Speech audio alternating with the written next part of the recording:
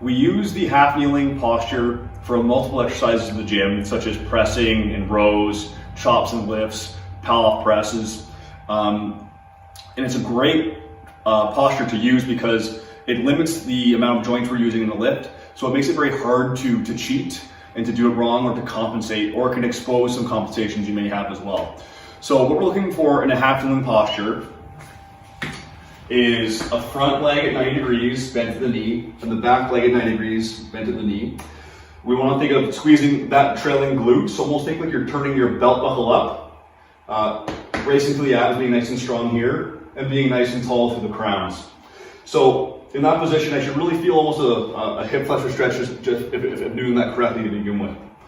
So this would be like a side profile of that half kneeling position. And again, we want to see that back toe tucked. From the front, I like to coach it like as if we're on train tracks, where the front foot is on one side of the tracks and the back foot is on the other side. And you see the hip, knee, and the ankle are lined up, and the back, hip, knee, and ankle are lined up. If someone's using too much weight, we can tend to see this front knee kind of bow out. So be aware of that. And same with the back foot, we can see the ankle turn in a bit as well. So really focus on really windshield wipering that ankle out to almost overcorrect to get into neutral, and make sure we're not using so much weight that this knee is either caving in or we're taking a crazy wide stance and negating the effect of doing a half kneeling posture. So like I said at the start of the video, we use it for things like presses, chops, rows. If I'm doing a press, if my left knee is down, I'm going to press with my left arm. So again, I would get nice and solid, 90-90, tuck the toe, squeeze the glute.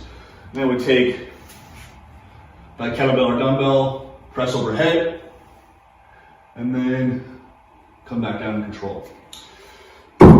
Half kneeling is also great because, as I said at the start, and I've mentioned in the pressing mechanics video, if we want to press overhead, we want to be able to do that cleanly without overarching and compensating through that lumbar spine. So with a front hip flexed and a back hip extended, it makes it a little more challenging to do that and turn it into a modified incline press.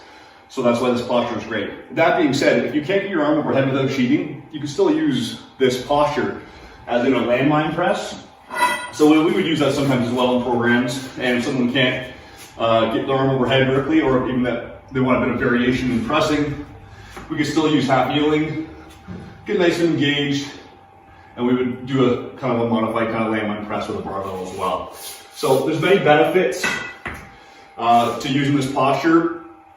It takes attention to detail to do it properly, so it seems very simple, but nail down those basics of that front knee and hip, the back knee and hip, tucking the tail, getting the abs hard, squeezing the glute to reap the benefits of this posture. So it's a great, again, posture because it eliminates joints, which makes it very, makes us focused on the act we're doing. And it can be a little bit of variety in your programming as well too. So I hope that gives you a bit of clarity to the half kneeling position. If you have any questions with it, let us know.